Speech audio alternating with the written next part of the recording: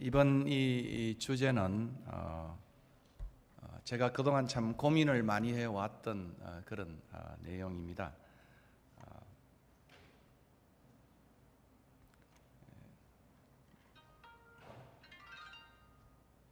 그동안 제가 이제 학위 논문도 그랬고 또 지금까지 또 고민해왔던 가장 중요한 주제가 이제 길이라고 하는 주제입니다. 헬라어로는 호도스라고 이제 그렇게 이야기를 하는데 이 길학에 대한 호돌로지가 되겠죠. 제가 학위를 공부할 때 호돌로지란 말이 참 어려웠어요. 그래서 지난번 아마 마감할 때도 제가 그런 이야기를 했습니다만은 호돌이를 연구하나 도대체 이게 무슨 이야기냐.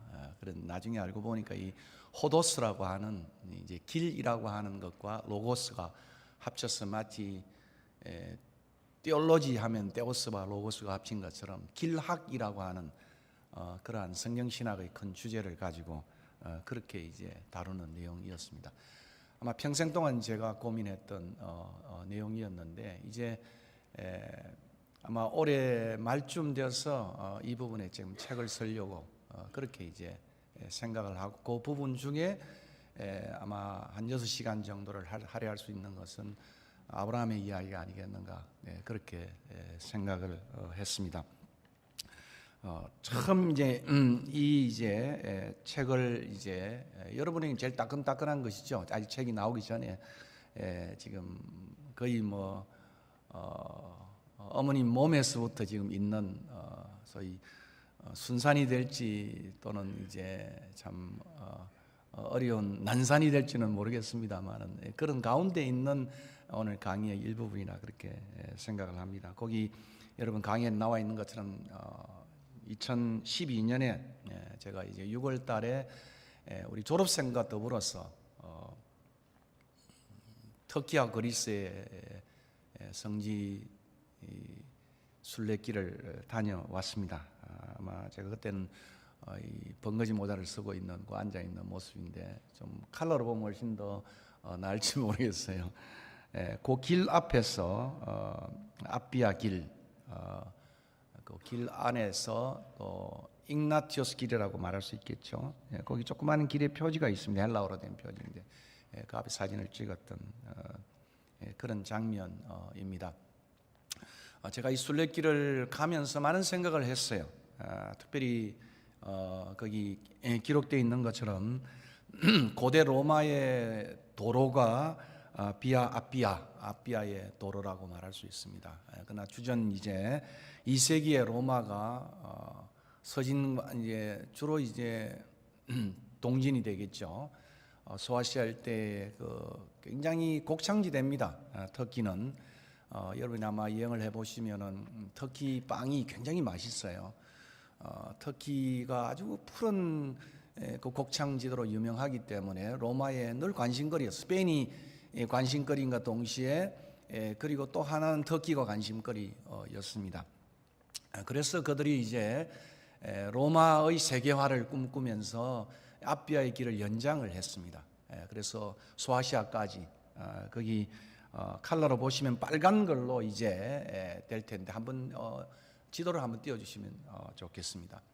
저기 빨간 것으로 되어 있는 것이 바로 이 앞비아의 길에서부터 igna티오스 길로 연결되어지는 다시 말하면 로마 제국의 동부와 서부를 연결하는 그런 길이었습니다. 그 길상에 제가 사진을 찍은 그런 장면입니다.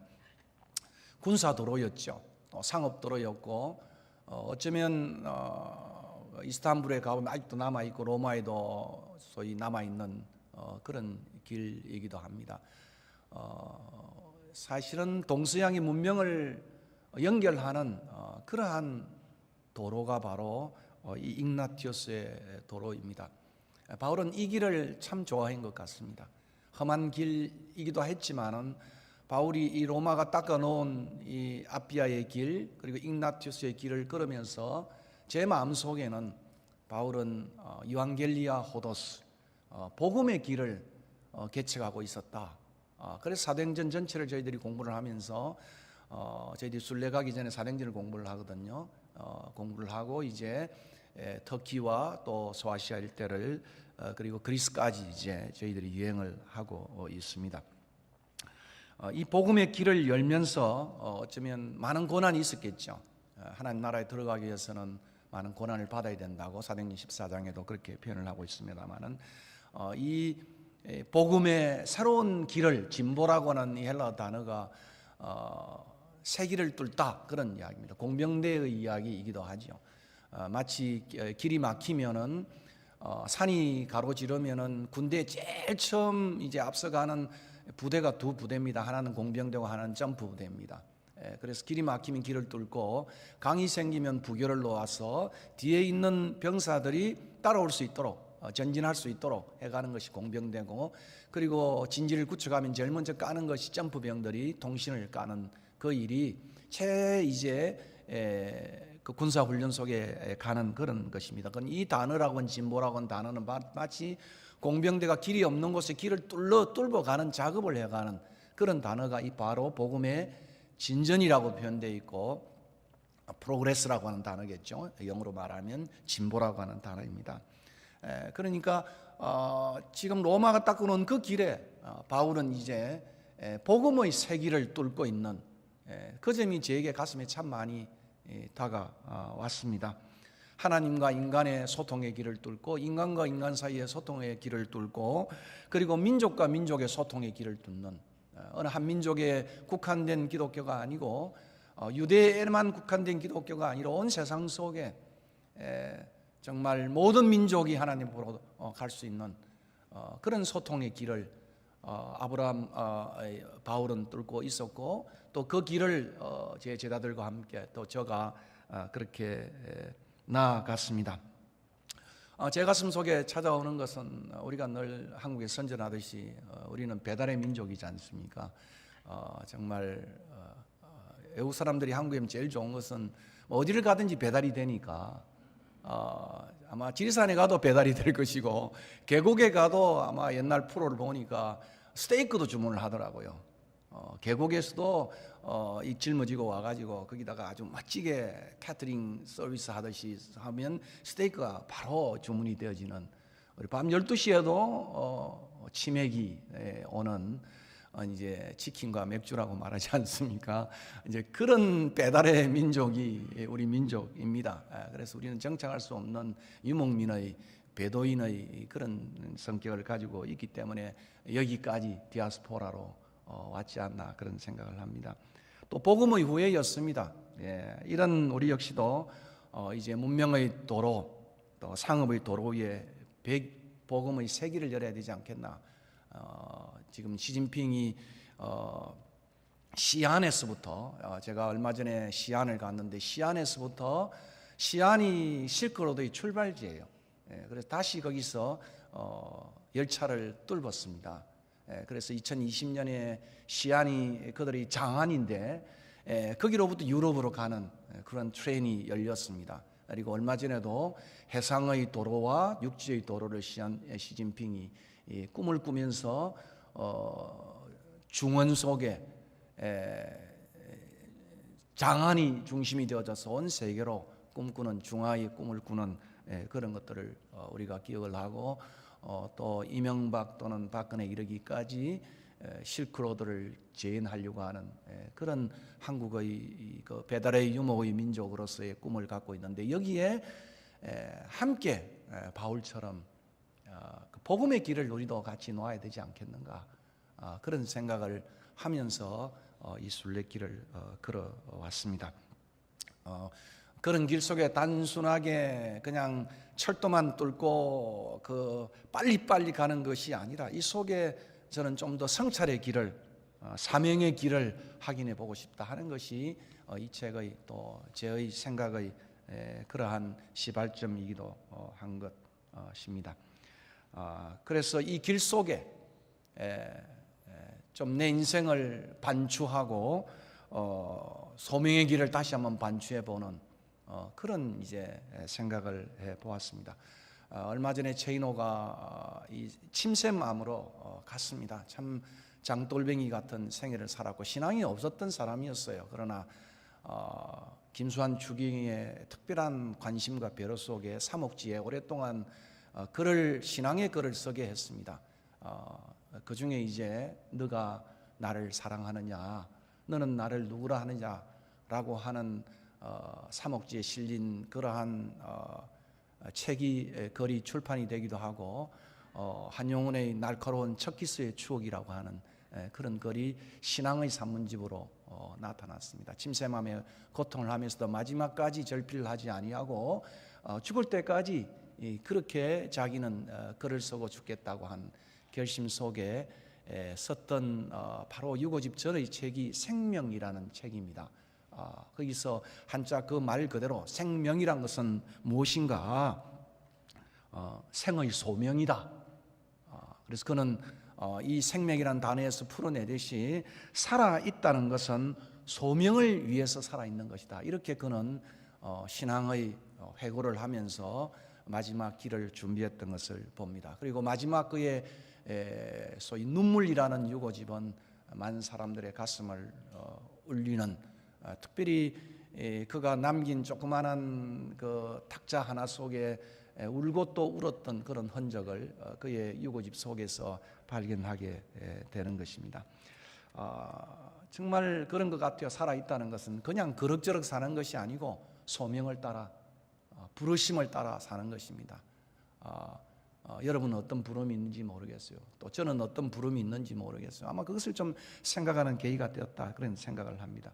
하나님의 부름을 따라 여기 제가 제안한 것처럼 어디로 가고 있는가? 어떤 길을 걷고 있고 어떤 길로 가고 있는가? 여기가 여러분의 종착지는 아닐 것입니다. 이민자의 길을 저도 이제 84년에 유학으로 온 것이 아니고, 그때는 유학의 길이 막혀서 이민자의 길로 왔고, 시민권까지 제가 얻고 고국으로 다시 돌아가기 위해서 시민권 받으면서 제 이름을 에즈라라고, 학사 겸 제사장이라고 하는 꿈을 안고 다시 고토로 돌아갔던 에스라의 꿈을 안고 제 영문 이름이 에즈라 상법심으로 그렇게 이름을 정했습니다. 과연 조국에 왔다가 있다가 또 미국에 있다가 아프리카로 갔다가 다시 한국으로 인생의 길을 그동안 걸어왔습니다. 벌써 훌쩍 넘어서 이제 은퇴가 2, 3년 남은, 이렇게 빨리 갈 줄이야 참 몰랐다는 생각을 하고 있습니다. 머리도 얼굴은 좀 동안 같은데 머리가 너무 많이 쉬어가지고 이제 내 인생을 좀 반추하고 돌아보는 그런 책을 쓰고자 그런 생각을 하고 이렇게 또 여러분 앞에 썼습니다. 여러분이 잘 아는 로버트 프로스트의 길이라고 하는 이 가지 않는 길, 아마 그것을 제가 조금 올려놓았습니다. 노란 숲 속에 두 갈래의 길이 있었습니다. 안타깝게도 두 길을 다 갈 수 없는 나그네라, 여기 있는 것처럼 one traveler 이렇게 표현되어 있죠. 나그네라, 난 오랫동안 서서 한 길이 덤불 속으로 꺾어진 데까지, 바라볼 수 있는 데까지 멀리 내려다 보았습니다. 중약을 해서 밑에 보니까 훗날에, 먼 훗날에 나는 어디선가 한숨을 쉬고 이 이야기를 할 것입니다. 숲속에 두 갈래 길이 있었다고, 나는 사람들이 적게 다니는 길을 택했다고, 그리고 그것 때문에 모든 것이 달라졌다고. 프로스트는 아무도 가지 않는 그 길을 택할 때 인생에 또 다른 그러한 새로운 삶이 찾아왔다, 그렇게 표현을 하고 있습니다. 그래서 이 책을 쓰면서, 책을 읽고 제가 두 가지를 늘 같이 겸합니다. 책과 산책을, 그리고 검색과 사색을. 카카오 사장이 늘 말하는 것처럼 그런 검색만을 즐기는 것이 아니고 더 많은 사색을 했다, 이런 이야기를 하고 있습니다. 우리 학생들에게도 책만 읽는 것이 아니고 책이 좀 더 무르익으려면 산책을 해야 되는, 묵상의 길을 걸어야 되는, 정보를 이렇게 찾는 검색만이 아니고 우리 사랑하는 자녀들에게도 사색할 수 있는 이런 것이 모여서 제 사상의 또 성경적인 그러한 길을 찾아보고자 애를 썼습니다. 이순이 되면서 지나면서 묻고 생각하고 따르는, 또 쉬고 쉼표와 쉬어야만 물어볼 수 있지 않습니까? 너무 바삐 가면 쉬지 못하면 물음표를 가질 수가 없어요. 쉬며 또 묻고, 그리고 인트라뱅 느낄 수 있는 그 쉼표와 물음표와 그리고 느낌표 속에, 깨우치는 느낌표 속에 인생의 마침표를 찍는 그런 사색의 시간이 우리 공간 속에, 바쁨 속에 있어야 된다, 그렇게 저는 생각을 하고 있습니다. 다시 한번 길을 한번 물어보고 길을 생각하고 길을 따르는 그런 길을 생각을 해 보았습니다. 특별히 내 발의 등이요 내 길의 빛이 되신 그러한 하나님의 말씀과 함께, 또 말씀과 주님과 함께 그 길을 갈 수 있는, 이것이 제 신앙의 여정의 사색의 길 속에 있는 모습이라고 생각을 합니다. 그래서 크게 이 책은 첫 번째는 족장들이 갔던 길과 그리고 이스라엘이 갔던 길, 족장들이 갔던 그 길이 이스라엘의 길이에요. 야곱이 변하여 이스라엘이 됐지 않습니까? 지렁이 같은 그러한 야곱의 유대 민족이 택한 이스라엘이 된 것처럼, 이사야스가 말하는 것처럼 야곱의 생애는, 족장들의 생애는 똑같이 이스라엘의 생애의 반복이기도 해요. 그리고 더 나아가서 예수님이 걸어갔던 길, 그리고 제자들이 걸어갔던 길, 그러니까 성경 전체를 이 길의 주제를 가지고, 순례의 주제를 가지고 훑으면서 내 인생길을 다시 한번 쉬면서 묻고 그리고 느끼고 맞춰가는 그런 책을 써고자 했습니다. 어느 분 남겨있던 조그마한 이제 그림이죠. 그 속에 보시면 그 길이라는 그런 소위 그림이에요. 그리고 길 위에서 길을 찾는, 또 길을 따르는, 또 길을 생각하는, 이것이 이번 전체의 주제라 그렇게 생각을 할 수가 있습니다. 다시 말하면 제 신앙의 삶의 회고이다, 이렇게 생각을 할 수가 있겠습니다. 미래로 나아가는, 또 인생의 후반부와 어쩌면 3부작으로 나아가는 그런 비전이기도 한 것입니다. 그래서 이 사색을 정리를 해보았습니다. 그것이 바로 성경의 인물들이 걸어갔던 길이었고, 하나님이 보여주었던 길이었고, 우리가 걸어갈 길이다, 저는 그렇게 생각을 합니다.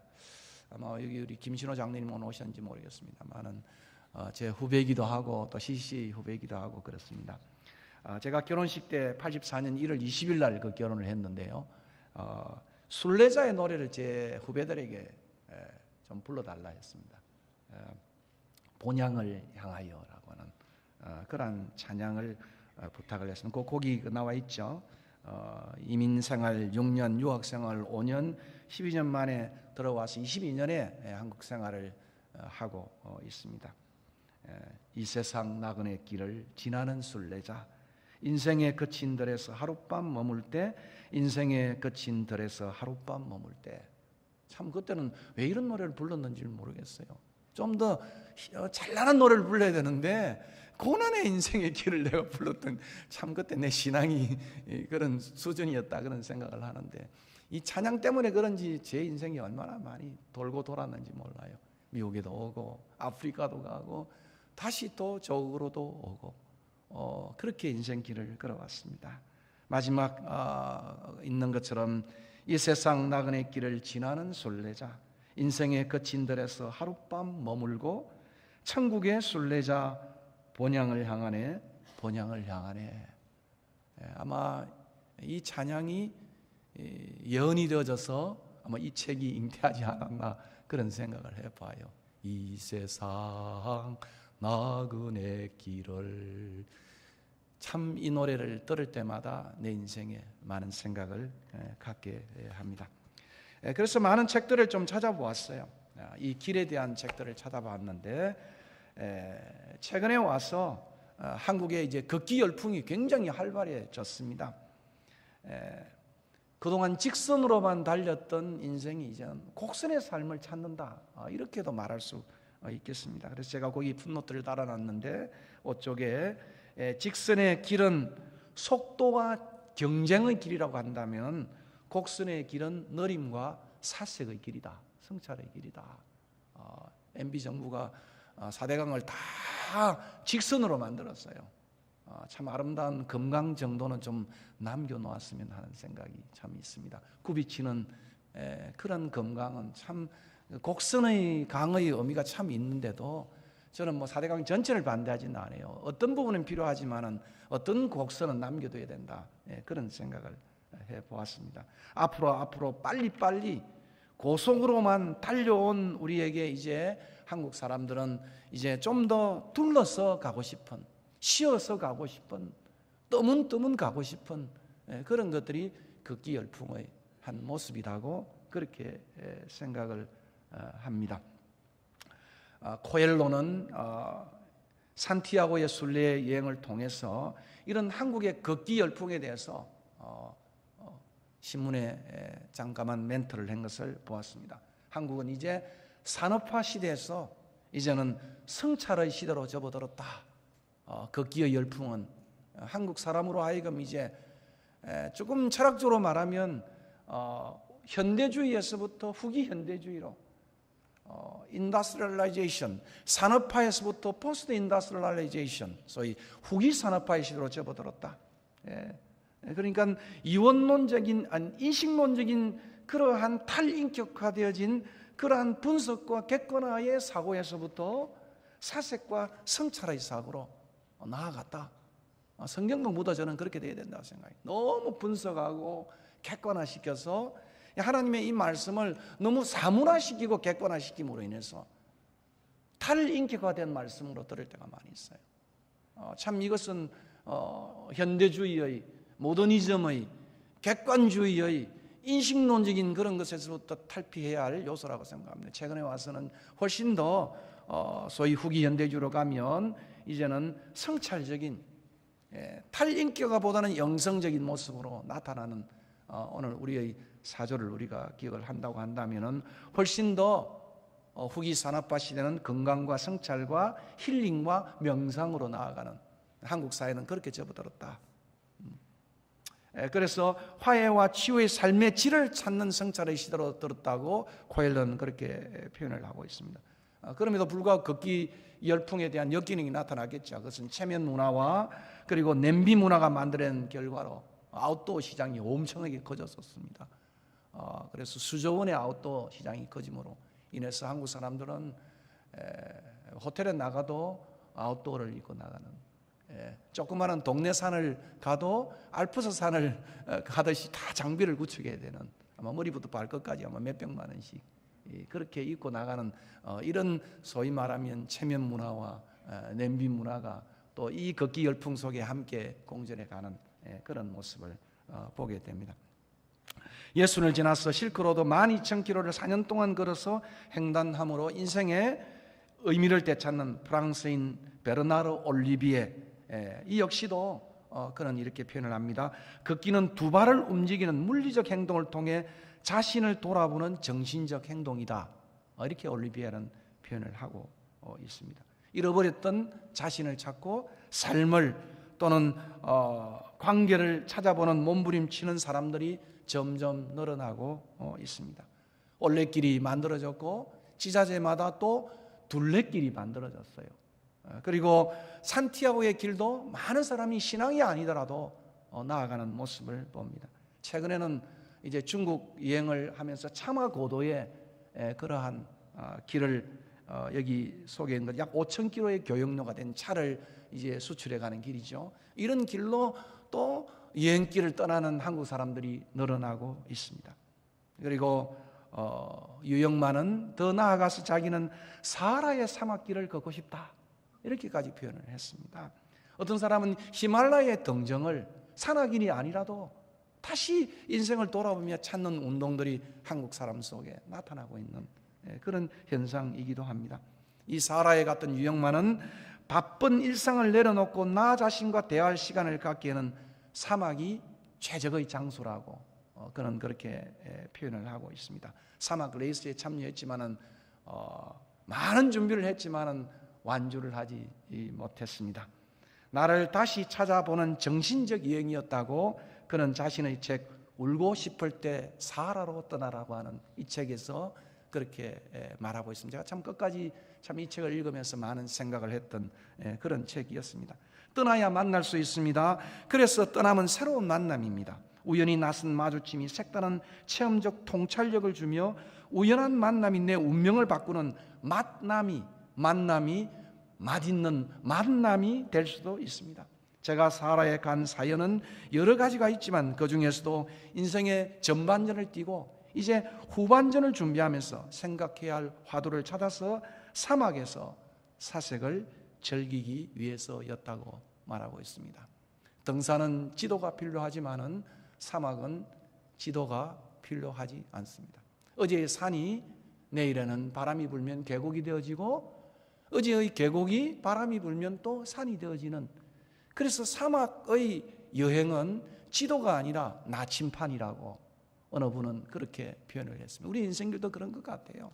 지도만 있으면 되는 것이 아니야. 사막은 나침반 하나를 들고 마치 우리 인생길에 아브라함이 보여준 것처럼 불확실한 세계 속에서 하나님만을 남북을 가리키는 나침반만 들고 다니는 그러한 여행길과 같은 모습이라고 생각을 합니다. 너도 나도 그 길을 통해 건강을 회복하고 자신을 돌아보며 인생의 의미를 찾는 힐링의 시대가 우리 곁에 찾아왔습니다. 어느 분은 참 이름도 희한하지요. 윤공부 목사. 얼마나 공부를 하고 싶으면 공부를 안 해서 그랬는지 모르겠어요. 거기에 걷기 기도를 했습니다. 저는 삼보 참배하는 것을 보았습니다만 윤공부 목사는 걷기 기도를 하면서 걷기란 일종의 참회와 정화의 기도였고 하나님을 향한 내면의 순례라고까지 윤공부는 그렇게 표현을 하고 있습니다. 여행길을 떠나 길을 걷는 사람들은 여행은 나를 찾을 수 있고 내가 살아왔던 것을 돌아볼 수 있어서 좋았다고 그렇게 표현을 하고 있습니다. 길에서 길을 묻고 길을 생각하고 길을 떠나 길을 따르는 삶이란 성찰의 길이고 다시 소명을 찾는 소명과 사명의 길로 재충전되어지는, 아마 여러분 단기선교 가서 저희 연합교회도 필라델피아 연합교회에서 사역을 했는데요. 우리 장로님들이 단기선교 갔다 와서 삶이 달라졌다. 화장실에 가도 눈물이 나고 감사하고 밥을 먹어도 샤워만 해도 감사하는 새로운 재충전의 시간이 단기선교를 통해 되어졌다. 아마 여러분들도 여러분 자녀들이 멕시코 단기선교를 갔다 와서 태도가 달라진 모습을 보지 않습니까? 이렇게 여행은 집을 떠나는 일은 새로움을 찾는 그런 길이기도 하는 것입니다. 환경 건축가로 알려진 이룬 역시도 길을 걷는다는 것을 이렇게 서술을 하고 있습니다. 참 재미있는 책이죠. 나는 다르게 생각한다. 건축가예요. 걷는다는 것은 자신의 내면과 만나는 일, 오래 걷다 보면 저절로 자신과 세상을 성찰하게 됩니다. 걷기엔 정해진 속도가 없어 몸이 자유로우니 정신도 그리 따릅니다. 스스로 찾는 편안함입니다. 성찰은 편안하고 자유로운 영혼들만의 특권입니다. 불안하고 불순한 영혼은 성찰에 들 수 없습니다. 걷는 몸을 통해 정신까지 아우르니 곧 명상과 치유입니다. 사유도 깊어진다고 그는 환경 건축가로서 이러한 걷기에 대한 찬미를 하고 있습니다.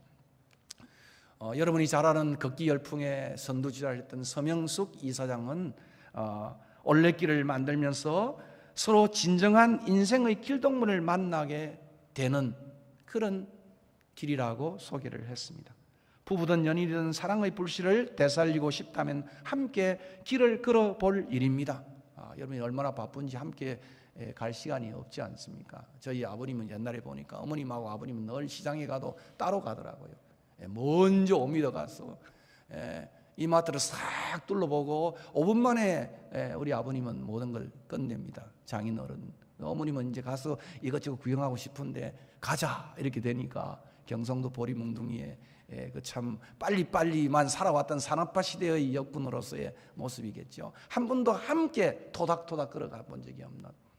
그래서 서명숙은 이 자기의 책에서도 그런 표현을 또닥또닥 걸어가는 이 길처럼이라는 것에서 연인이 함께 와서 부부가 함께 와서 그리고 아버지와 아들이 말도 안 했던 아들이 함께 와서 며칠을 걷다가 함께 대화를 나누면서 소통하는 그런 체험을 했다고 그 책에서 소개를 하고 있습니다. 얼마 전에 아마 TV 드라마 속에서도 TV가 소개하는 속에서도 아버지하고 아들이 얼마나 다투었는지 한 이틀 정도는 말도 안 하고 서로 앞뒤를 가다가 며칠 걸으면서 서로를 소통해가는 길의 미학을, 길의 지유를 소개했던 그런 것들을 본 적이 있습니다. 굳이 제주 올레길이 아니라도 상관이 없습니다.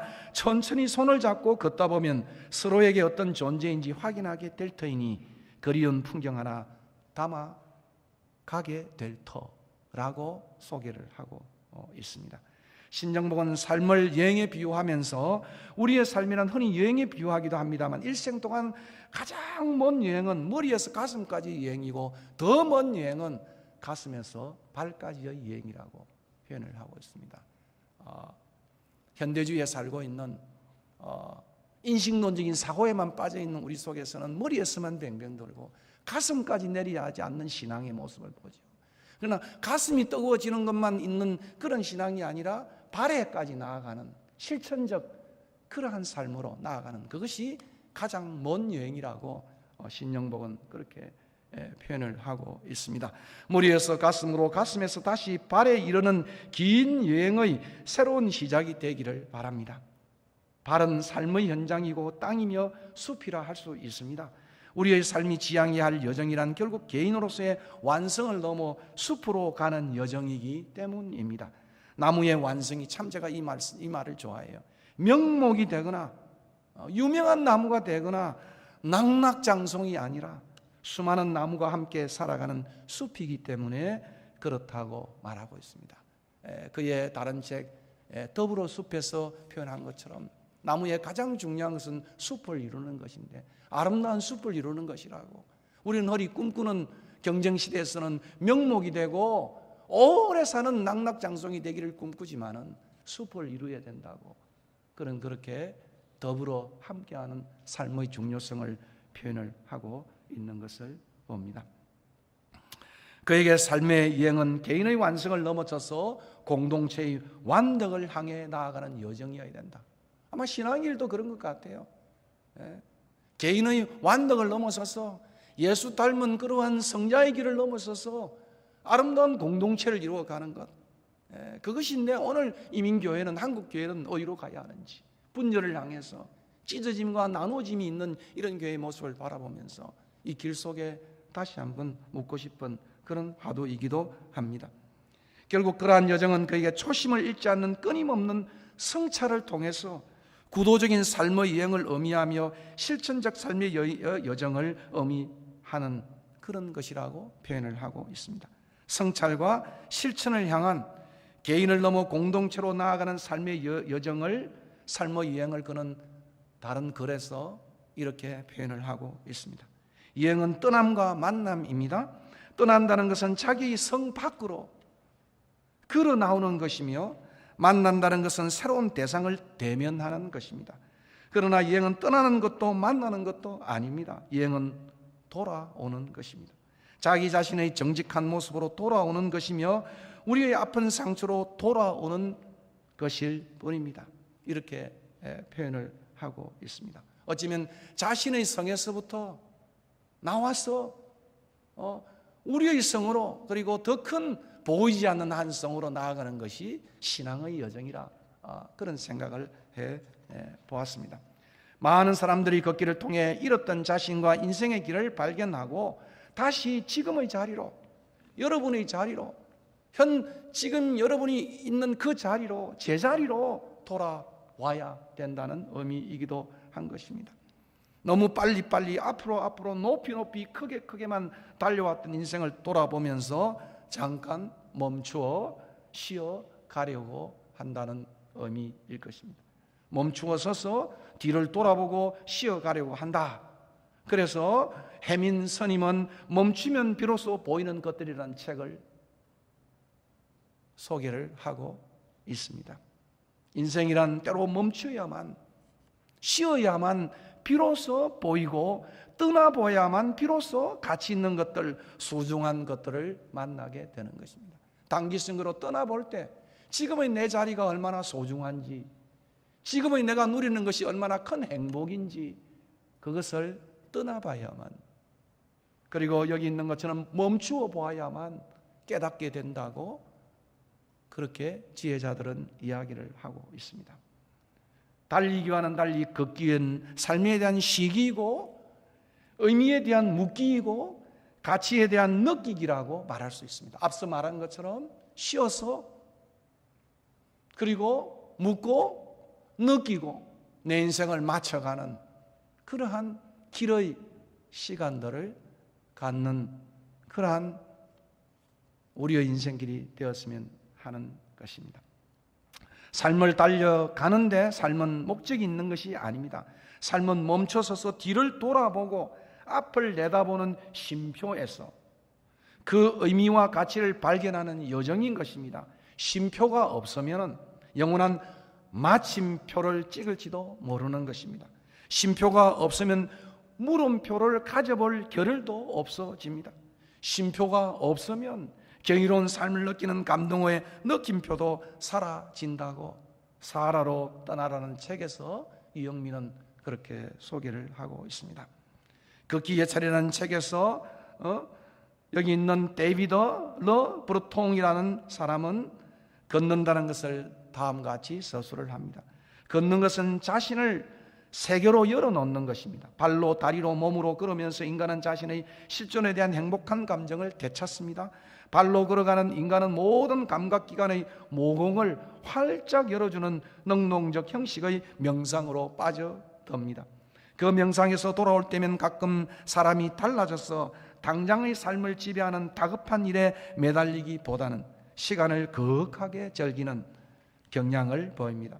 걷는다는 것은 잠시 동안 혹은 오랫동안 자신의 몸으로 사는 것입니다. 숲이나 길, 오솔길에 몸을 맡기고 걷는다는 것은 무질서한 세상이 지워주는 늘어만 가는 의무들을 면제받는 것이 아니지만 그 덕분에 숨을 가다듬고 전신의 감각들을 예리하게 갈고 호기심을 새로이 할 수 있는 기회를 얻게 합니다. 걷는다는 것은 대개 자신을 한 곳에 집중하기 위해 애 돌아가는 것을 뜻한다고 그분은 그렇게 표현을 하고 있습니다. 비록 걷기가 체력을 요구하는 고된 육체의 일이지만 또 다른 의미에서 육체의 승리이며 버리기와 묻기와 찾기를 반복하면서 철학적인 성찰의 시간을 갖는 길찾기임을 이 저자는 걷기 예찰에서 소개하고 있습니다. 걷는 사람들은 자동차를 버리고 여러 시간 혹은 여러 날 동안 신체적 차원에서 세상의 알몸으로 직접 뛰어드는 모험을 감행하기로 작정한 특이한 개인들입니다. 보행은 걷는 사람이 얼마나 자유스러우냐에 따라 뉘앙스가 달라지는 육체의 승리입니다. 걷기는 별것 아닌 작은 일들에 대한 기본적인 존재 철학의 발전에 알맞는 것입니다. 걷는 동안 여행자는 자신에 대하여, 자신과 자연과의 관계에 대하여 혹은 자신과 타인들의 관계에 대하여 질문하게 되고 뜻하지 않는 수많은 질문들에 대하여 깊이 생각해 보게 된다고 말하고 있습니다. 그는 루소의 걷기 예찬을 더불어 소개를 하고 있습니다. 루소에게 있어서 걷기는 고독한 것이며 자유의 경험, 관찰과 몽상의 무궁무진한 원천, 뜻하지 않는 만남과 예기치 않는 놀라움이 가득한 길을 행복하게 즐기는 행위입니다. 젊은 시절 토리노 여행을 추억하면서 루소는 걷기의 향수와 행복을 말하고 있습니다.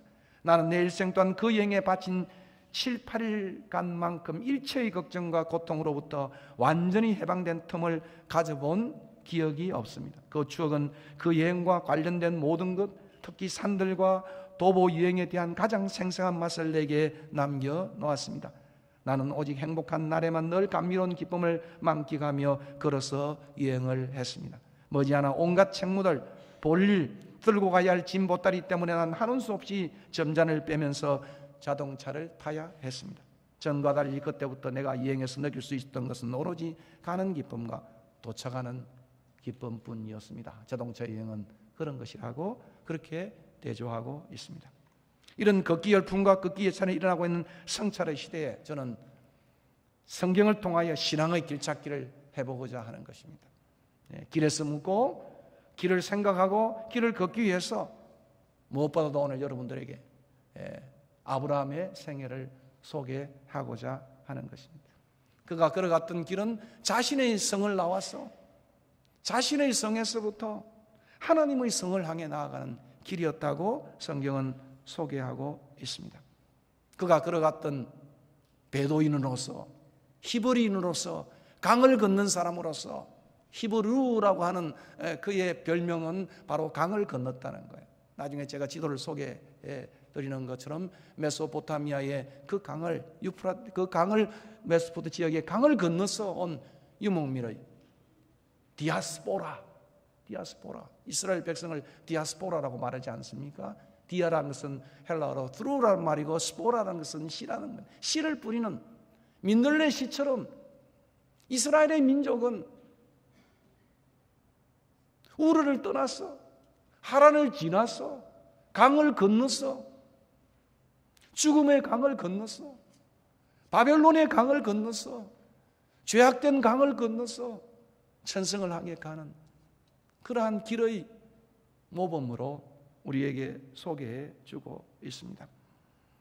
그가 걸어갔던 길을 통해 성경이 말하는 길을 반추하고, 그리고 그가 갔던 길을 이정표로 우리가 한번 삼아서 그 아브라함을 우리 인생의 길동무와 길 안내자로 삼으면서 순례의 길, 제자의 길, 오늘을 가는 이민자의 길을 함께 걸어보고자 사실은 이 강의를 준비를 했고 또 여러분에게 소개를 드리고자 합니다. 여기까지가 서론이에요. 제가 그동안 고민해왔던 내용들이에요.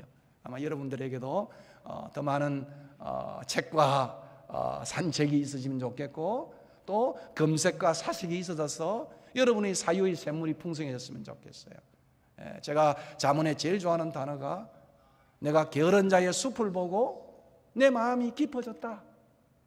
이것이 지혜자의 가장 마지막 그러한 하나의 고백인 것 같아요.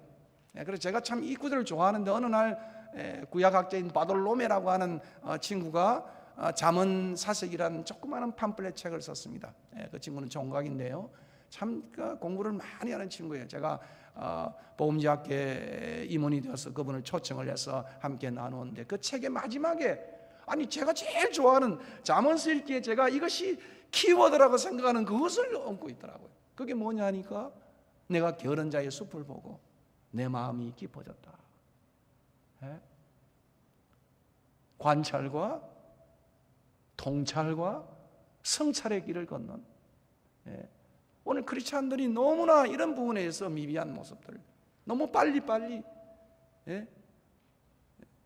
그리고 높게만 달려오는 번영의 신학이 우리에게 있어서 그런 성공의 신학이 출세의 신학으로 나아가면서 성찰의 그러한 종교로 우리가 뒷전에 밀려서 로만 가톨릭에도 빼앗기고 또는 산사로 가는 그러한 불교에게도 빼앗겨가는, 교회 안에는 연히 더러움이 판을 치는 시끄러운 고승이 판을 치는, 물론 저는 주여 삼창을 좋아해요. 우리 학교에 오는 모든 목사님들 보면 늘 마지막에 주여 삼창이 주여 주여 3번 부르고 시작하는 거예요. 뺨을 찔러서. 그런 기도도 의미 있는 기도예요. 그러나 침묵의 기도는 오늘 우리 시대에 더 의미 있는 기도다, 그런 생각을 해봅니다. 언젠가 우리 기독교가 산업화에 가장 앞장서 있는 성공의 신학과 번영의 신학과 그리고 치유의 신학으로만 그렇게 나아가는 쪽으로 가다 보니까 이제 성찰의 시대에 우리가 메시지를 잃어버렸어요. 로마 가톨릭은 비정의 길을 걷기도 하고 그리고 모든 절들은 다 산사로 초대를 하면서 해가는데 우리는 여전히 우리 교회는 요란한 기독교로, 싸우는 기독교로, 그런 기독교의 모습을 해가는 걸 바라볼 때 21세기에 걸맞지 않는 황골탈퇴해서 나아가야 하는 그런 것이 아니겠는가 하는 것이 이 책을 쓰고 고민하고 지금도 앞으로 제 남은 마지막 지금 연구소를 짓고 해야 할 사역의 한 일환으로 소개를 하고 있는 것입니다.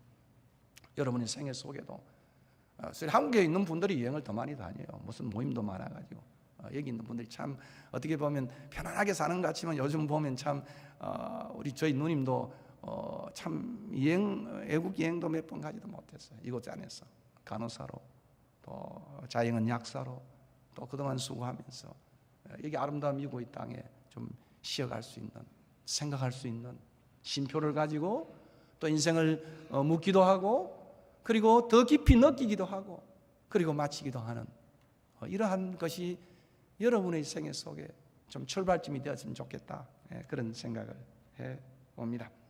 드디어 이제 이번 강의의 순례자 아브라함을 소개를 했습니다. 본향 찾는 자로서 9쪽입니다. 하나님이 계획하시고 지으실 터가 있는 성을 바라보며 나아갔다. 바라보며 나아갔다. 지도를 한번 펼쳐주십시오. 지도를 한번 펼쳐보시면 여러분 그쪽에 있는 그런 모습입니다.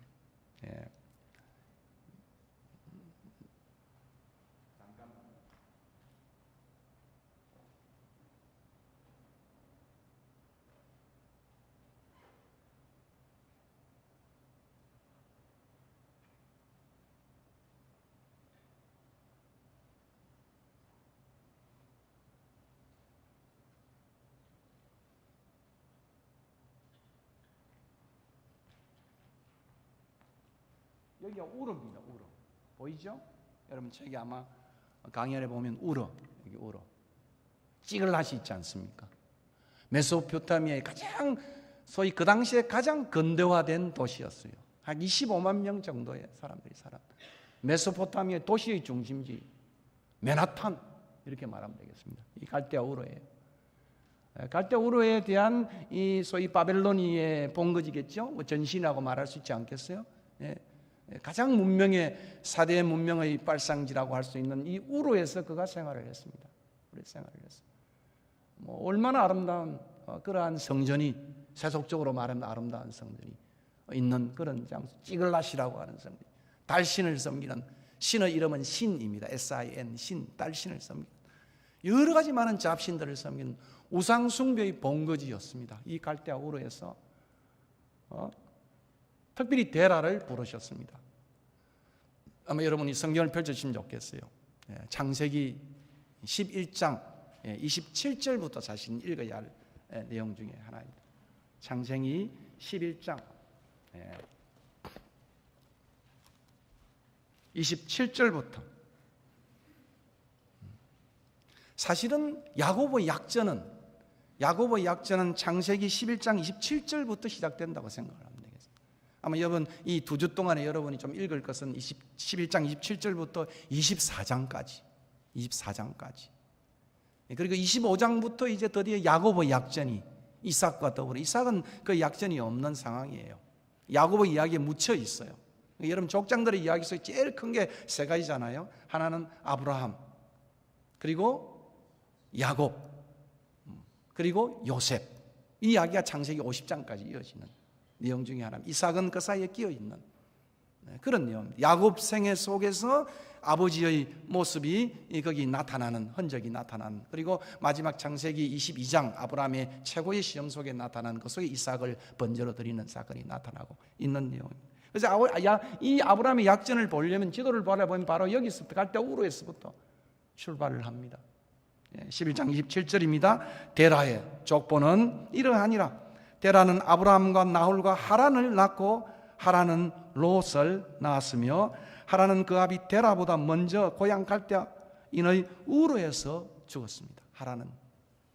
그리고 아브라함과 나홀이 장가 들어서 아브라함의 아내 이름은 사레고 나홀의 아내 이름은 밀가며 하란의 딸이며 그 당시는 근친 이제 그러한 결혼을 했던 것 같습니다. 하란은 밀가의 아버지며 또 이스가의 아버지더라. 데라의 족보를 소개하고 있습니다. 사레는 임신하지 못함으로 자식이 없었더라.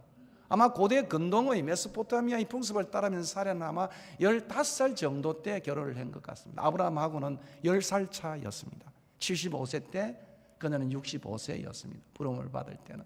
그러니까 갈대아 우르에서 이 우르에서 결혼 생활을 50년을 했어요. 50년을 했습니다. 만약에 이것이 이제 하란까지 이어지는 12장이 하란에서의 다시 재차 부르심이라고 한다고 한다면은, 그죠? 이 속에서 지금 75, 65년이니까 15세부터 생각하면 약 50년의 생애를 이제 불신자로, 어쩌면 불신자로 살아왔다 이 말입니다. 부르심을 받은 소명의 길에서 이 가나안 땅에서 계속해서 그가 움직이겠죠. 그래서 사례는 나중에 보면 23장 이제 매장지를 무덤을 사지 않습니까? 족장들의 가족묘를 막벨라 굴을 사는 장면이 23장에 나오는데요. 그때 사례가 127세에 숨이 끊어집니다. 그러니까 약 112년의 결혼 생활을 함께 했습니다. 버려도 몇 번 버리고 이혼도 몇 번 했을 텐데 112년을 같이 산다는 게 쉬운 일이겠습니까? 30년 사는 일도 그죠? 지겹고 항혼이혼이 많은 이런 시대 속에 112년을 나중에 제가 잠깐 설명을 드리겠어요. 50년이 지금 소명이 없는, 신앙이 없는 시대를 살아왔어요. 여기서부터 여기까지 62년을 이 속에서 살아왔습니다. 믿음의 인물인 아브라함을 따라 사례는 살아왔지만도 참 자식도 없었고 오랫동안, 그죠? 여러분 언제까지였습니까? 사라가, 그죠? 참 오랫동안 자식이 없었어요. 첩을 두었는데 첩이 또 상당히 갑질을 했어요. 첩이 갑질하는 거는 그 자식 때문에 갑질을 한 거 아니겠습니까? 아브라함이 또 얼마나 졸장부였는지 바깥에만 나가면은 늘 자신의 안전만 생각한 이기적인 남편이었어요. 믿음의 조상인 것 같지만도.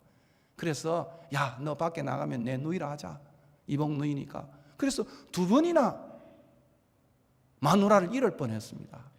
그 이쁜 마누라, 참 사례가 이뻤던 것 같아요. 아리따운 여인이라, 왕들이 보기에 아리따운 여인이라. 그래도 땅을 떠나면서 그는 늘 불안해가지고 베도민의 그러한 모습처럼 마지막에는 꼬리 자르기, 요즘 뭐 머리 자르기도 한다는데 사실인지 모르겠어요. 머리 자르기가 됐는지. 꼬리 자르기로 마누라도 잘라버리고 지만 살려고 해가는 2분이나 그런 경험을 했으니까 얼마나 트라우마가 많겠어요. 그 인생길에. 사례가 살아왔던 바로 그 길을 우리가 한번 임신하지 못함으로 자식이 없었다 표현하고 있습니다. 데라가 그 아들 아브람과 하란의 아들인 그의 손자 롯과 그의 며느리 아브람의 아내 사례를 데리고 갈대아인의 우르를 떠나서 가나안 땅으로 가고자 했습니다. 아마 그의 아버님의 마음속에, 데라의 마음속에 하나님이 어떻게 움직인지 모르지만은 이 우르를 떠나서 가나안으로 가고자 그렇게 경영을 했던 것 같습니다. 그러나 하란에 이르러서 꽤 많은 기간을 우르에서부터 하란까지 왔습니다. 근데 거의 가나안까지 다 와서 주저앉아 버렸어요. 참 이게 우리의 신앙의 인생길인 것 같아요. 올 때만큼 왔다 이제. 왜 그 앞에서 주저앉았을까? 지쳤어. 데라의 삶에 있어서 신앙의 길은 지쳤어. 이제 더 이상 보니까 너무 그동안 힘들었던 것 같아요. 하란에 도착하니까 달시를 섬긴다든가 그 모든 모습이 너무도 유사한 거예요. 우르와 유사하니까 여기서 그냥 멈추자. 그렇게 해서 데라는 거기서 멈추었습니다. 거기 거류하였다 이렇게 표현하고 있습니다. 데라는 나이가 205세가 되어 하란에서 죽었다. 그래서 아브라함과 그 족장들의 그러한 제2고향은 하란이었습니다. 밧단 아람이었습니다. 그래서 나중에 처자를, 며느리를 구하기 위해서 밧단 아람으로 하란으로 떠난 장면들을 여러 번 만나게 되는 것을 우리는 성경에서 찾아볼 수 있어요. 그래서 많은 학자들이 지금 이 지도에 의하면 이 길을 걸어갔다는 거죠. 우리 강을 건너고 다시 또 강을 건너는 히브루 강을 건넌 그런 사람의 모습으로 강을 건너 왔으니까 이 가나안 사람들이 별명을 너희들은 조센징이다 이렇게 하지 아니하고 히브루인이다, 하비루다 이렇게 표현을 했습니다. 강을 건넌 사람들이다. 이스라엘은 강을 건너서 이제 약속을 땅에 가는 그런 사람이었습니다. 그리고 12장에 드디어 이제 아브라함에게 소명이 있어졌습니다. 학자들은 2번째 소명이다. 아마 12장은 우르에서 부른 소명이라기보다는 하란에서 하나님이 부르신 소명이 있지 않는가, 그런 생각을. 그래서 여기 하란에서부터, 이게 하란이죠. 저 위에 하란이죠. 하란에서 이 빨간 길을 따라서 이렇게 왔습니다. 여기가 바로 헤브론이에요. 베들레헴이 있던. 여기서 왔다 갔다 아브라함이 많은 방황의 길을, 정착이 심도 있겠죠. 땅을 사고 싶기도 했겠죠. 그러나 그는 배도인으로서, 유목민으로서, 히브리인으로 살면서 땅을 갖고 있지 않아요. 그러나 마지막 23장에 땅을 삽니다. 여기 다음 주에 아브라함의 토지 구매 사건, 제가 이렇게 표현했습니다.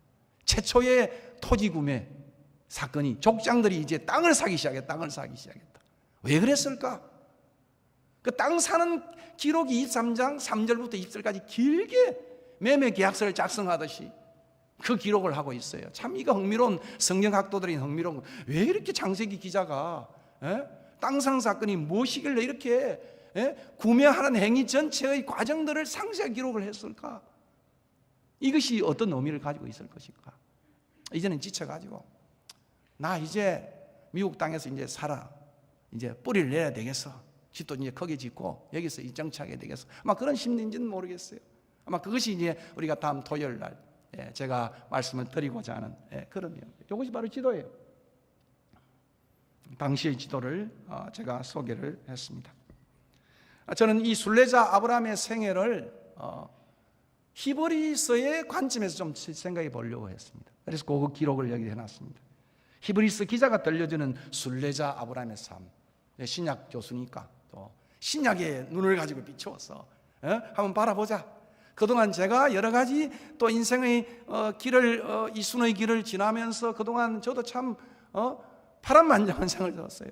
뭐 총신에 있으면서도 뭐 공중전 우주선까지 다 할 정도로 2년간 지난번에 제가 말씀드린 해직을 당하고 어려움을 겪어왔으면서 기획실장으로, 부총장으로, 총장 대행으로 지금은 이제 다 내려놓고 조그마한 연구소를 하나 지어서 월화수는 공부하고 목금토는 농사짓고 그렇게 이제 조금씩 내 건강을 회복해 가고 있습니다. 히브리서가 들려주는 아브라함의 삶을 8절부터 16절까지 한번 보겠습니다.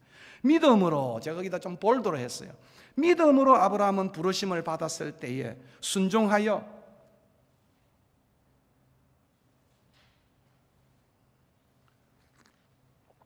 장래의 유업으로, 기업으로 받을 땅과 기업은 같은 의미입니다.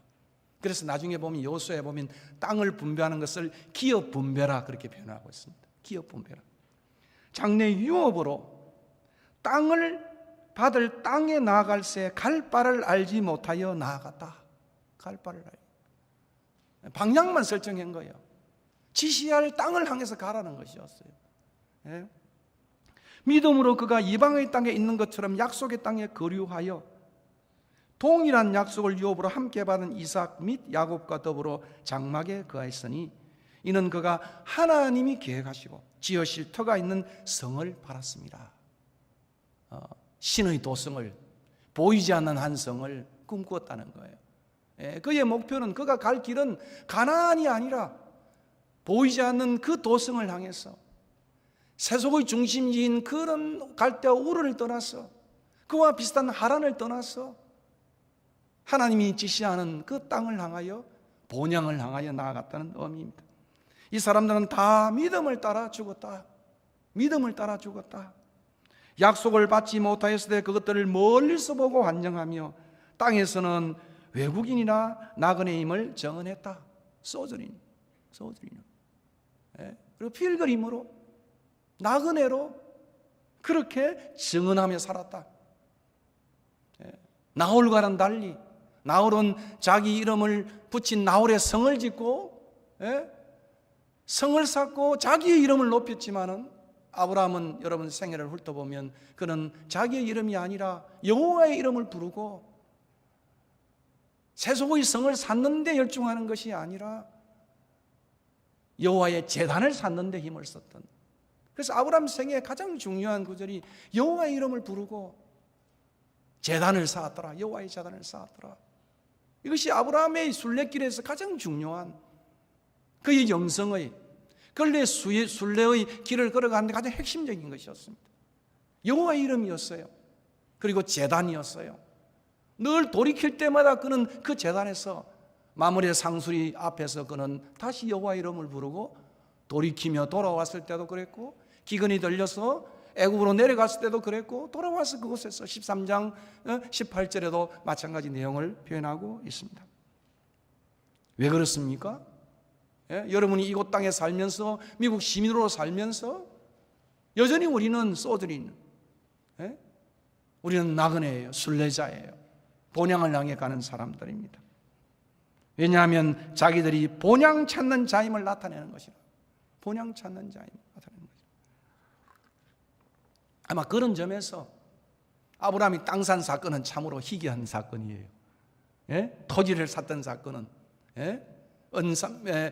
아주 많은 양을 지불하고 소위 말하면 이 땅을 산 사건은 특이한 사건. 그들이 나온 바 본향을 생각하였다면 돌아갈 기회를 있으려니와, 그들이 이제는 더 나은 본향을 사모하니, 여러분이 죽으면 어디서 묻히겠습니까? 미국 땅이겠죠? 어떤 분은 한국에 묻어달라 하는 사람도 있겠죠?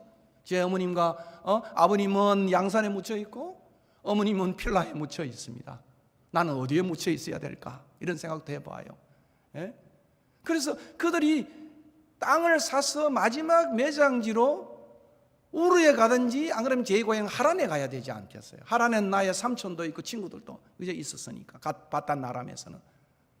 그러나 아브라함은 그것으로 가지 않았어요. 가나안의 약속의 땅에 묻히기를 원했습니다. 나중에 야곱도 특별하게 요셉에게 당부하기를, 그죠? 바로 그 조상들의 묘에 내가 묻히기를 원한다. 그 약속의 땅에, 그것이 그들의 고향이었는데 그 땅을 통해 영원한 본향을 가는 그런 길을 가는 것을 봅니다. 하늘에 있는 것이라. 빌립보서 말한 것은 하늘에 시민권을 가진 것이라. 시민권을 가진 것이라. 참 빌립보서는 참 재미있습니다. 빌립보 도시라고 하는 것은 여러분이 공부를 해보면요, 빌립보, 제가 이번에 빌립보서를 한번 하자 그랬더만은 한규선 목사님이 한 거라고. 그래서 그거 해놓으면 또 재미있어 하지 않을 거니까, 최근에 제가 빌립보서에 필이 꽂혀가지고 지금 빌립보서를 특별히 연구하고 있어요. 이번 THM도 하고, 그리고 원서 강독도 빌립보서를 하고, 언젠가 한번 기회 있으면 빌립보서를 제가 한 목사님 가시고 난 다음에 조금 세월이 지나가지고 빌립보서를 한번 했으면 하는 생각을 갖고 있어요. 그 도시는 특별하게 로마가 만든 도시였습니다. 속주의 도시였어요. 그래서 마치 세종시를 만들듯이, 과천과 분당을 만들듯이 새로운 도시를 로마가 꿈꿨습니다. 이 소아시아 일대 속에 그런 전초 기절을 위해서 꾸었어요. 그래서 그 사람들은 특별히 베테랑들을, 그동안 전투에 나갔던 수많은 군인들, 퇴역 군인들을 그곳으로 이주시키기를 원했습니다. 그래서 많은 면세 조건을 했습니다. 인도세를 면세한다든가 수많은 세금의 그러한 혜택을 주었던 그러한 도시였어요. 특별한 도시였습니다. 그런데 이 혜택이 빌립보 시민들에게 있을까지, 로마 시민이 아닌 빌립보 시민들까지 이 혜택이 가져 있는 것입니다. 그래서 빌립보 도시 사람들은 굉장히 빌립보 도시의 시민이라는 자긍심이 있었어요. 빌립보 도시의 시민이라는 자긍심이 있었어요. 우리는 과천 살아, 우리는 천당 밑에 분당 살아, 뭐 이런 것처럼 요즘은 이제 우리는 세종시에 살아, 아니 우리는 저기 남해 있는 독일 마을에 살아. 독일에 있는 광부들을 다 불러서, 그죠? 김두관 소위 말하면 경남도지사가 수십억을 들여서 토목공사를 해가지고 특별한 혜택을 아주 싸게 그 땅을 그 땅을 사게 하고 10년간 그것을 팔지 못하게 묶어놨던, 지금은 펜션의 관광지로 되어 있는 남해의 하나의 독일 마을이죠. 그것처럼 그렇게 만들었다는 거예요. 그러니까 시민에 대한 자긍심이, 빌립보 시민에 대한 자긍심이 큰 것입니다. 그래서 빌립보서 1장 27절에는 너희가 복음에 합당하게 생각하라. 복음의 그러한 규정에 시민처럼 자긍심을 가지라. 그리고 빌립보 3장 14절은 너희 시민권이 어디 있다고요? 하늘의 시민권이 빌립보 시민권보다 더 좋은 것이다. 그렇게 이제 빌립보 안에서 표현을 하고 있는데, 오늘 여기도 마찬가지. 하늘에 있는 것이라, 하늘에 있는 것이라. 이러므로 하나님이 그들의 하나님이라 일컬음을 받으심을 부끄러워하지 아니하시고 그들을 위하여 한 성을 신의 도성을, 천국을, 본향을, 계시록에 말했던 그 놀라운 어떤 보석과 어떤 세상적인 것으로도 표현할 수 없는 그 아름다움을 거기다가 그려 놓았던 것을 우리는 보게 됩니다. 그러므로 저는 이 아브라함의 이야기를 히브리서 기자의 눈으로, 히브리서 기자가 토를 달고 주석을 달았지 않습니까? 그 주석으로 아브라함의 생애를 해석해 보고 싶은, 역시 신약학자구나 뭐 이렇게 생각하는지는 모르겠습니다. 한번 10쪽으로 넘어가겠습니다. 제목은 약속의 땅을 찾아서 걸어가는 길 가는 순례자 아브라함. 결국 히브리서가 보여주는 아브라함의 생애는 필그림의 삶이었습니다. 순례자의 삶이었습니다. 이방의 땅에서 나그네로 마치 것은 디아스포라. 디아라는 것은 뚜루, 헬라어로 뚜루. 스포라는 것은 씨입니다. 그러니까 이 히브리인을 씨를 뿌리는 사람들이다, 그렇게 표현할 수 있습니다. 민들레 씨처럼 마치 씨가 퍼져서 더 멀리 나아가는 것처럼 유대인은 자발적으로 감과 동시에 창세기에 나와 있는 문화 명령처럼 땅을 컬티베이트하고 나아가는 것처럼, 그리고 어떤 때는 자발적으로 가야 함에도 불구하고 어떤 때는 추방으로 강제적으로 가는 그러한 디아스포라였어요. 디아스포라는 두 가지 의미예요. 하나는 하나님의 뜻에 순종해서 제사장 나라로 온 땅에 축복의 통로가 되기 위해서 가는 디아스포라가 있는가 동시에, 또 하나는 죄를 지어서 추방의 의미로 강제적으로 죄악으로 인해서 나아가는 그러한 디아스포라가 있어요. 여러분의 이민의 길은 어떤지 모르겠어요. 전자인지 후자인지 모르겠어요. 하유, 골 때린다. 헬 요즘 헬 조선 해가지고 젊은이들이 한국 떠나고 싶다 하지 않습니까? 독재 정권에, 제 자영은 독재 정권이 싫어가지고 70년도 한국 영원히 안 돌아갑니다. 아직도 안 돌아가요. 자영 한번 놀러 오세요. 내가 눈에 흙이 들어와도 한국은 안 가. 아직도 70년대 생각으로 가득 차 있어요. 70년대 그 독재의 생각으로 가득 차 있어가지고, 여기 이민 온 사람 보면 60대 온 사람 60대 생각으로 굳어 있어요. 간판도 60년대 간판이에요. 70대 온 사람 70대 생각을 굳혀 있고, 2000대 온 사람 2000대 굳어 있어요. LA 가니까 아니 영화 제작소 같아. 요즘은 많이 바뀌었습니다. 간판이 아주 여기도 보면 현대화가 되는데, 옛날 보면 간판 보면 60년대 온 사람 보면 간판이 저 영화 제작소에 나와 있는 60년대 간판, 70년대 간판처럼 그렇게 나와 있는 것 같지 않습니까? 근데 그런 모습이 여기서 그들의 믿음의 조상이었던 아브라함의 순례자로서의 모습을 회상하면서 믿음의 길을 걷고자 했습니다. 이것은 본향 찾는 자로서의 믿음을 따라 순종하여 나가는 순례자의 삶입니다. 아브라함은 비록 약속의 땅에 살았어도 이방의 땅에 있는 것처럼 나그네와 우거자로, 외국인으로 살아왔다. 아마 여러분이 지금 여기 시민권을 가다 일자로 여전히 그죠? 외국인 같은 느낌을 아직도 받고 있는 사람이 있을 거예요. 그것이 바로 아브라함의 생애였습니다. 비록 그 땅에 들어왔지만은, 하나님의 주신 땅이었지만 여전히 아브라함은 그 땅 속에서도 쓰러진 나그네와 순례자의 길을 살아왔습니다. 왜냐하면 그는 돌아갈 고향을 갖고 있기 때문에. 그것은 우르도 아니고 하란도 아니고 히브리서가 말하는 것처럼 영원한 본향을 향한, 하나님이 지으시는 성을 향한 그게 여정이었습니다. 하늘에 있는 본향을 찾아 나가는 삶으로, 본향은 하나님께서 계획하시고 하나님께서 지으시는 그러한 도성입니다. 건축가도 하나님이고 시공사도 하나님이에요. 제가 4년간 설계를 하고 2년간 제 연구소를 건축하면서 참 어려움이 많았어요. 4년간 젊은 건축가를 하나 때리고 온 곳에 제가 또 돌아다니면서 한국에 있는 건물이란 건물은 다 돌아다녔어요. 파주에 있는, 헤이리에 있는 그런 곳에도 가보고, 내가 생각하는 그 꿈의 그러한 연구소를 짓기 위하여 젊은 건축가가 생각이 짧으면 데리고 가서 보게 하고 가르치고, 내가 원하는 걸 지어달라는 거예요. 당신이 원하는 걸 짓지 말고. 그러니까 설계만 4년이 걸렸어요. 그래서 늘 기도의 제목은 버사셀과 올리에게 주었던 건축의 영감을 제게도 주시옵소서. 구석구석마다 죽은 공간이 없고 그 공간에 스토리텔링을 할 수 있도록 하나님께서 작은 건물이지만 그 안에 모든 것을 담을 수 있는 그걸 꿈꿨어요. 그래서 그 안에 카페도 있고 도서관도 있고 상담실도 있고 집회실도 있고 갤러리도 있고 야외 음악도 있고 조그만 건물 안에 모든 걸 다 넣었어요. 4년을 제가 설계를 했어요. 근데 시공하는 것이 돈은 또 얼마 없지 않아요? 시공하는 게 보통 일이 아니잖아요. 그래서 제가 소위 말하면 시공하는 사람을 불러가지고 그동안 제가 기획실장으로 조금 지식이 있다고 생각해서 해봤지만 이거 택도 아니더라고. 시공을 해보니까 거친 사람 다루는 것이 보통 일이 아니에요. 제가 목사만 아니면 좀 더 거치게 다룰 텐데 이 목사 교수니까 더 힘드는 거야 이게.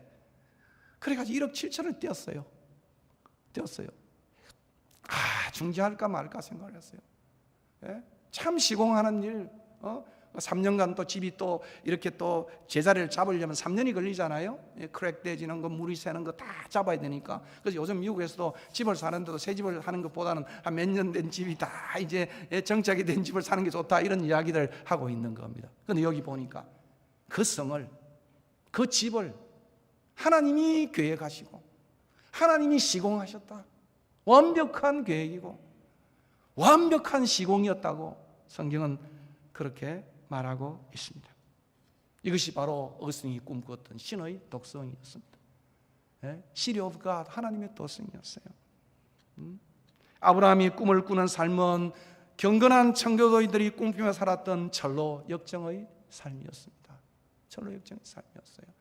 나중에는 장망성을 빠져나오는, 소돔 고모라를 빠져나오는 그런 모습이 마치 기독교의 모습처럼 최근에 이도훈 목사님이 필그림 하우스를 짓고 거기다가 5만 평의 땅 위에 철로 역정의 그러한 공원을 만들었습니다. 오프닝할 때 함께 갔어요. 이 목사님은 저하고는 거의 호영호재하다시피 제 아내와 또 우리 이 목사님의 우리 명자 씨와 그리고 그 사람들하고 같이 그 오프닝하는 걸 보았습니다. 참 영국이 가져야 할 그 철로 역정의 그러한 공원이 한국에, 아마 여러분이 한국에 가면 필그림 하우스를 가시면 그 모든 과정들을 보게 될 것입니다.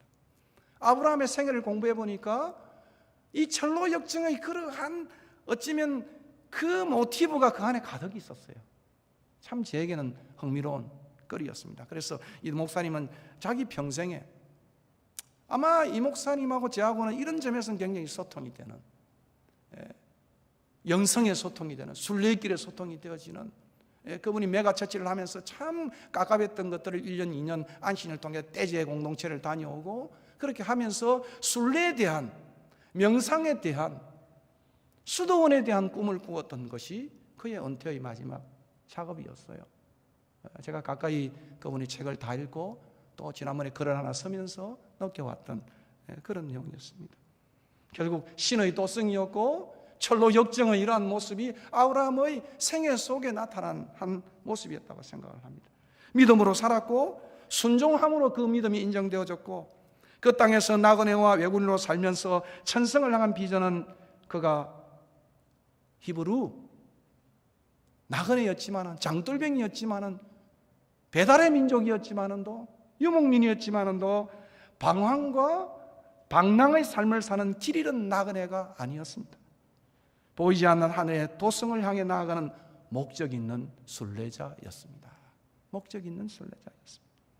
이런 영적 순례자의 삶의 비결은 일상의 영성에서 나왔다. 제가 계속해서 아브라함 생애를 강조하면서 하나님의 향한 제단을 쌓고 여호와의 이름을 높이는, 이것이 그의 생애 전부였습니다. 나중에 이제 기다림에 지쳐가지고 기도도 잘하고 예배도 잘 안 한 것 같아요. 그리고 장기가 들어가지고 결국은 사라의 꼬임, 사라의 제안을 대로 첩을 두어서 하다가 인생에 많은 고난을 겪어가는, 하나님은 그 속에 침묵하시는 그런 모습을 우리는 특별히 15장부터 20장까지 내용 속에 그렇게 살펴보게 됩니다. 그가 거기서 여호와를 위하여 단을 쌓고 자기를 위하여 성을 쌓았던 나홀과는 달리 여호와를 위하여 제단을 쌓고 여호와의 이름을 불렀더라.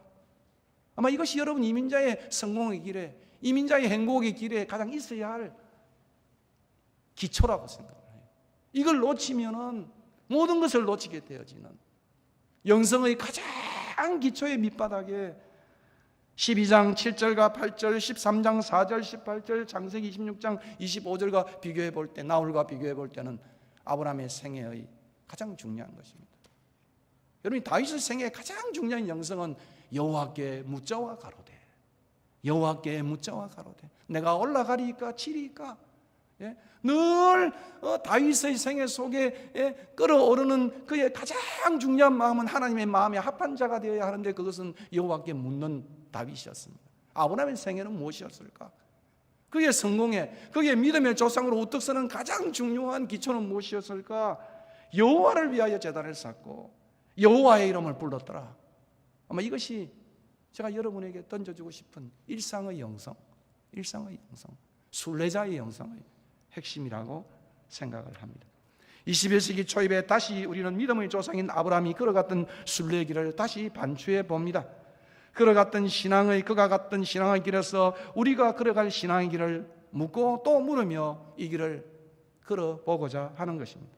모두들 갈 바를 알지 못하며 방황하는 20세기의 혼돈과 어둠의 교차로에서 마치 창세기 11장의 그 바벨의 혼돈과 그 흩어짐 속에서 하나님이 말씀으로 새 사람 아브라함을 불렀던 것처럼 21세기의 혼돈과 어둠의 교차로 속에서 진리와 의미를 잃어버린 후기 현대주의의 혼미한 밤중에서 말씀만을 의지해서 믿음으로 순종하며 부르심의 길을 떠난 아브라함의 모습을 낱낱이 기억해 보고자 하는 것입니다.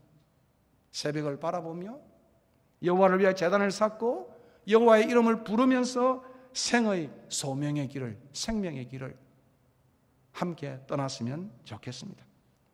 세상의 중심이었던 우르를 떠나 하란을 떠나 약속의 땅인 가나안을 향해 나아가고 그곳 가나안에서도 축복과 번영에 안주하지 아니하고 마침내 지시할 산 모리아를 향해 또다시 떠납니다. 그러니까 아브라함의 생애는 내가 너에게 지시할 땅으로 가서 땅에 안착하는 것이 그의 목표가 아니었습니다. 그 땅에서도 여전히 그는 또 길을 떠났습니다. 그것은 데니스 레인이 말한 것처럼 지시할 한 산을 향한 여정이었습니다. 모리아를 향한 여정이었습니다. 최고의 헌신을 향한 여정이었습니다. 여호와 이레를 만나는 여정이었다고 말할 수 있습니다. 라아, 아브라함 생애의 가장 중요한 히브리어 단어죠. 라아, 보다라는 말이에요. 하나님이 보여주시는 그 길을 향해서, 눈을 들어 보라고 하는 하나님의 그 보여주시는 그 길을 향해서 이레의 하나님을, 여호와 이레가 무엇입니까? 여호와께서 준비하셨다는 말이지만은 여호와께서 보여주셨다는 말이, 그 안에 동사가 라아라는 동사가 나타납니다. 모리야도 라아예요. 그러니까 아브라함은 하나님의 그러한 보여주심을 따라서 인생을 살아간 거예요. 하나님의 눈으로 살아간 거예요. 롯은 세상의 눈으로, 롯이 눈을 들어보니까 세상 가치처럼 그 땅이 물이 넉넉하고 에덴 동산 같고 애굽 같았더라. 작시잖아요. 에덴 동산도 아니라는 말이잖아요. 예? 낙원이 아니라는 말이에요. 세상의 눈으로 보면 낙원처럼 보였던 것을 보고 간 거죠. 그래서 그는 나중에 제가 소개하는 것처럼 소돔 고모라를 향해서 속히 빨리 나아갔습니다. 아브라함은 하나님이 보여주는 땅을 향해서, 보여주는 세계를 향해서 나아갔던 그런 모습을 우리는 생애를 통해서 찾아보게 되는 것입니다. 다시 새벽의 길을 떠난다는 박노의 그러한 시처럼 다시 우리가, 여러분의 나이에 다시 여러분의 인생길을 점검하고 여러분의 이민생활을 점검하고 신앙의 길에 또 새로운 목사님이 오셔서 이 교회가 새로운 신앙의 그런 길을 떠나보는 그런 기회가 되었으면 참 좋겠습니다. 예수의 표류기라는 시를 찾아봤어요. 방황하는 현대인의 모습을 보여주고 있습니다. 아직 방황이 끝나지 않았는데 가을이 문을 닫는다. 무참히 낙엽은 져버리고 사늘한 저녁비에 함몰하는 도시, 나는 어디로 가야 하나? 참 이 시는 참 흥미로워요. 시적인 포에릭한 구조가 없어요. 그냥 산문적인 구조로. 요즘 최근에 보니까 어떤 제가 요즘 시를 좋아해서 시집을 다 모으고 있어요. 지금 좋은 시들이 특별히 초판을 제가 모으려고 애를 쓰고 있어요. 초판은 값이 더 나가는 거니까. 초판은 김남주 시인의 초판은 최강문이 몇백만 원 해요. 초판은. 아무튼 나는 어디로 가야 하나? 걸음을 멈추면 서늘하게 목덜미를 적시는 그 겨울 예감, 새떼들이 떠나버린 광장에는 맹목의 개들만 어슬렁거리고 있다. 예술이 암장되고 희망도 유보된 시대의 시계탑은 침묵을 지키고 있다. 수원조의 눈금이 내려갈수록 눈물은 투명해진다. 나는 투명해지는 눈물로 만들어진 한 마리 해파리, 홀로 시간의 바다를 표류한다. 참 여기에 제가 비리 좀 꽂혔어요. 한 마리 해파리, 영상이 떠오른지 모르겠어요.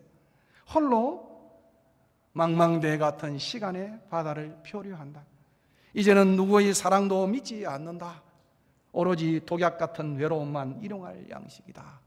한엔들한 인생의 방황의 시를 이회수는 그렇게 내아리고 있습니다. 21세기 살아가는 현대에는 이 시인의 고백처럼 어디를 가야 할지 몰라 도시에서, 광장에서, 끝나지 않는 방황길을 걸으며 시간의 바다에서 한 마리 해파리처럼 표류를 하고 있습니다. 아마 우리 주변에 있는 많은 불신자들의 삶 속에서도, 또 그냥 교회에 들락내리한 그런 사람의 마음 속에서도 여전히 그런 모습으로 나타나고 있습니다. G.O.D가 불렀던 길이란 노래처럼 알 순 없지만 알 순 없지만 알 순 없지만 난 이 길을 가고 있네. 행복일까? 돈일까? 무엇일까? 이제 G.O.D도 나이가 많이 되어서 40대를 훨씬 넘었던 나이였는데 젊은 날에 그는 정말 길이라는 이 노래에서 알 수는 없지만 그 길을 걷고 싶다고 했던 것처럼 후기 현대주의 혼돈과 시대의 아브라함은 우리에게로 어디로 가야 할지, 어떻게 가야 할지를 보여주고 있습니다. 다시 아브라함을 읽고 싶습니다. 여기까지 첫 시간을 하고 한 10분 쉬었다가 드디어 이제 아브라함의 길에 순례길을 갈 것입니다. 10분 쉬어서 하겠습니다.